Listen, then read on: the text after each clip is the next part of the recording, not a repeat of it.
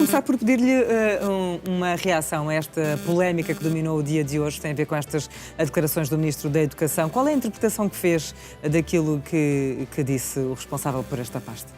Eu só posso interpretar que o Ministro da Educação teve uma declaração muito infeliz, que devia reconhecê-lo e que devia pedir desculpa pela declaração que fez, mesmo que a intenção não fosse essa, a forma como nos expressou permite-nos interpretar, no fundo, que ele responsabiliza jovens estudantes pela degradação das residências. Eu disse que isso é totalmente falso, que foram retiradas do contexto, mas a verdade é que uma maioria interpretou da forma que interpretou.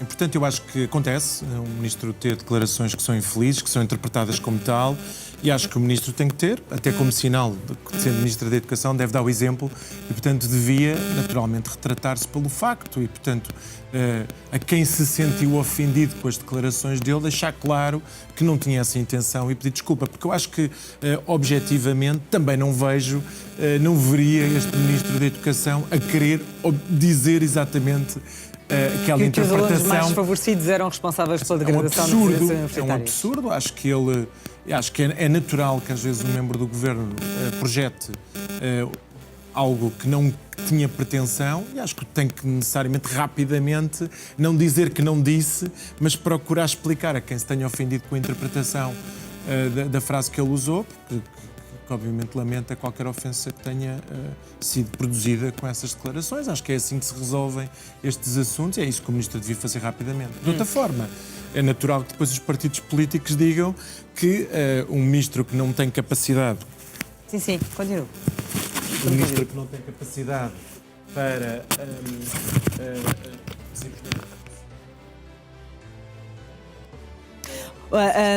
Sim, deixe-me só aqui dizer, como há pouco referia, que o Ministro da Educação não se retratou, foi apenas emitido este comunicado por parte do Ministério da Educação a dizer que essas declarações são completamente falsas, mas o que eu gostava de lhe perguntar é se, não se retratando, se este Ministro tem condições para se manter no cargo quando aquilo que saiu para a opinião pública é dizer que os estudantes que são desfavorecidos degradam as residências universitárias. É a polémica que marcou esta terça-feira Estou convencido que o Ministro vai, se esta polémica permanecer e se houver um sentimento do ponto de vista do espaço da opinião pública que não está esclarecido, que ele acabará por necessariamente se retratar relativamente a essas mesmas declarações. De qualquer das maneiras, entendo que devia pedir desculpa. Sim, claro, quem se tenha sentido ofendido, porque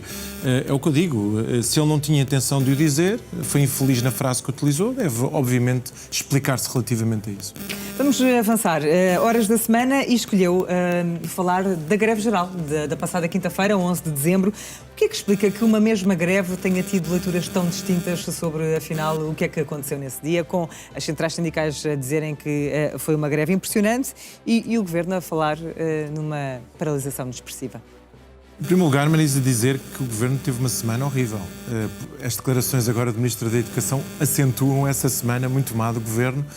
Temos a Ministra da Saúde que continua a ter problemas e a não conseguir ter capacidade de ultrapassá-los, o Ministro da Educação a envolver-se nesta polémica e temos o Ministro da Presidência que acabou por também, na forma como desvalorizou a greve geral, também entrar em polémica.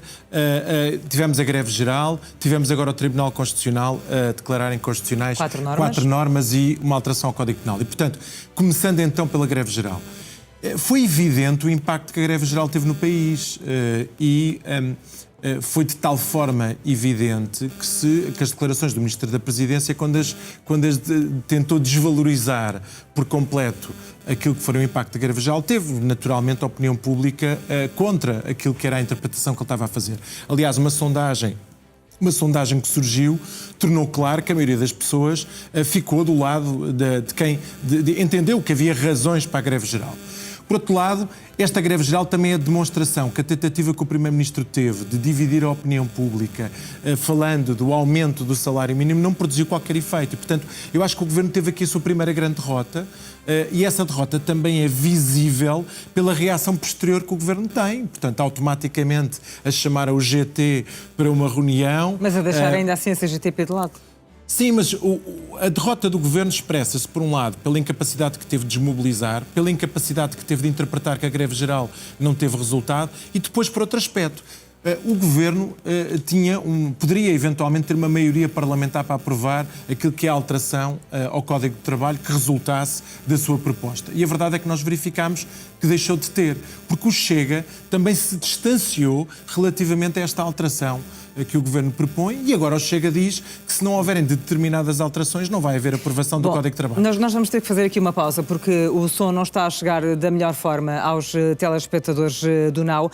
Relembro que estamos aqui no espaço de comentário de Duarte Cordeiro, o ex-ministro do Ambiente e da Ação Climática, um espaço de comentário no NAU para analisar a atualidade política. Nós começámos por querer conhecer uma reação à polémica que marcou o dia de hoje, que tem a ver com as declarações do ministro da Educação, quando estava a apresentar o novo plano de ação social para o ensino superior. Agora, a escolha das horas da semana tem a ver com a greve geral da passada semana, passada quinta-feira, dia 11 de dezembro, e estamos a tentar perceber qual é o retrato que fez desse dia. Agora sim, penso que já estamos Espero em condições de ouvi-lo da melhor forma e que chegue nas melhores condições aos telespectadores do NAU. Espero que sim. Eu estava a dizer que foi a primeira grande derrota do Governo, que ela foi visível pela mobilização que teve. O Governo não teve sucesso a tentar desvalorizar o impacto da greve geral. O Governo também não teve sucesso a desmobilizá-la, porque o Primeiro-Ministro tentou desmobilizar a greve geral falando dos aumentos do salário mínimo. E o Governo perdeu, durante a greve geral, o apoio parlamentar para poder aprovar o projeto que tinha. Portanto, o Governo teve uma derrota. Ela é evidente pelo impacto que a greve geral teve e também pelo facto de não ter maioria. Hoje, o Governo tem duas hipóteses. Ou o Governo procura um entendimento, e hoje a Ministra já deu um sinal que ia procurar, eventualmente, um entendimento a meio caminho com o GT, ou então o Governo tem que se entender com o Chega para aprovar a alteração do Código Laboral.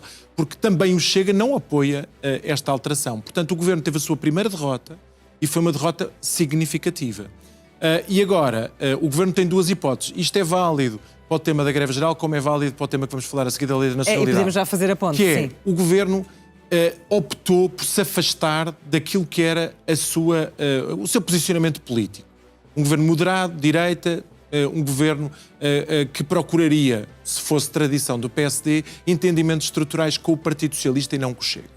E, portanto, em dois momentos em que o governo se distancia do espaço da moderação, o governo tem duas derrotas políticas. Tem uma derrota com o tema da greve geral e tem uma derrota com o tema da nacionalidade. E agora a pergunta que se deve colocar ao governo é se o governo vai procurar voltar para o espaço da moderação, e isso passa por procurar um entendimento na concertação social e provavelmente com o GT, ou não, ou vai manter uma ruptura na concertação social e forçar uma lei no Parlamento em que, aparentemente, se não houver entendimento da concertação social, o único partido que lhe sobra é mesmo o Chega. O que é que lhe parece Sendo que vai acontecer? Até o Chega já disse que não estava disponível para a proposta como ela está. Nós temos vários... que está a colocar em cima da mesa, o que é que lhe parece que vai acontecer? Hoje a Ministra deu um sinal. Repare que a Ministra está muito desapoiada, porque nós tivemos ex-ministros do trabalho do PSD e presidentes no fundo, da Concertação Social a dizer que achavam que a lei tinha ido longe demais. Tivemos Carlos Carreiras, dirigentes importantes do PSD também. Portanto, o PSD está aqui numa posição. As declarações da Ministra hoje poderiam dizer-nos que iria procurar um entendimento a meio caminho com o GT. Vamos ver se tem capacidade para o fazer. Agora, certo é que o Governo não vai conseguir aprovar a proposta que tinha do Código Laboral e isso é naturalmente uma derrota que se deve ser sacada a si própria, porque esta proposta não constava do programa eleitoral e não era entendida como uma prioridade e o Governo forçou a situação e agora está nesta situação de ter que necessariamente recuar. Sobre a Lei da Nacionalidade... Que caminho é que deverá agora o Governo tomar? Em primeiro lugar, o Partido Socialista tinha razão. O Partido Socialista pediu uma fiscalização preventiva ao Tribunal Constitucional e o Tribunal Constitucional declarou... Deu razão às dúvidas de 4 normas na alteração da Lei da Nacionalidade e da alteração ao Código Penal. E agora, uma vez mais, o Governo tem duas hipóteses. Ou confronta o Tribunal Constitucional insistindo nas normas que são chumbadas, ou, obviamente, recua e procura uma base de entendimento mais alargada, que não quis, da primeira vez que aprovou esta alteração no Parlamento, mais uma vez, procurando um entendimento político com o Chega. Portanto, eu penso que o Governo está aqui perante um dilema, que era o que eu estava a formular há pouco. O Governo vai afirmar-se politicamente à direita, procurando ir buscar apoio político àquilo que é, neste momento, o espaço de crescimento do Chega, ou o Governo procura um consenso mais alargado, à semelhança daquilo que se procurou até hoje fazer entre consensos entre o PS e o PSD em temas como, por exemplo, a nacionalidade. Depois queria só dar nota de outra coisa. Muito rapidamente, que o nosso tempo já está Outros perto países europeus têm visto no tema da imigração, que insistiram nesta questão da restrição, têm recuado. A Itália, neste momento, está a recuar. Está a procurar fazer outras interpretações, chamando-lhe descendentes e não imigrantes, mas está a recuar. Porquê? Porque há um impacto económico muito significativo deste tipo de medidas.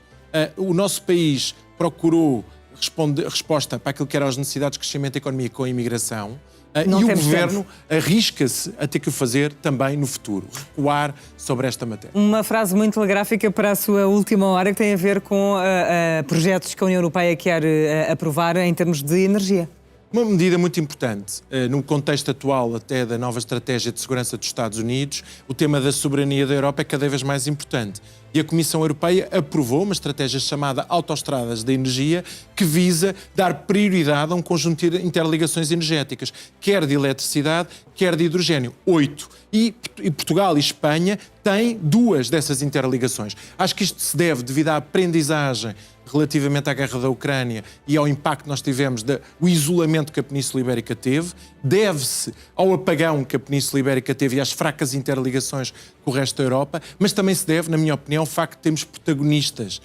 Teresa Ribeira, ex-ministra da Energia, é vice-presidente da Comissão Europeia, António Costa é presidente do Conselho Europeu, e penso que eles têm bem noção da importância de não voltarmos a viver as circunstâncias que tivemos no tema da crise de energia de acordo com a guerra da Ucrânia e, portanto, apostar nas interligações é uma resposta também para o Norte da Europa aproveitar os preços baratos de energia que Portugal e Espanha podem produzir. E com esse objetivo de ficarmos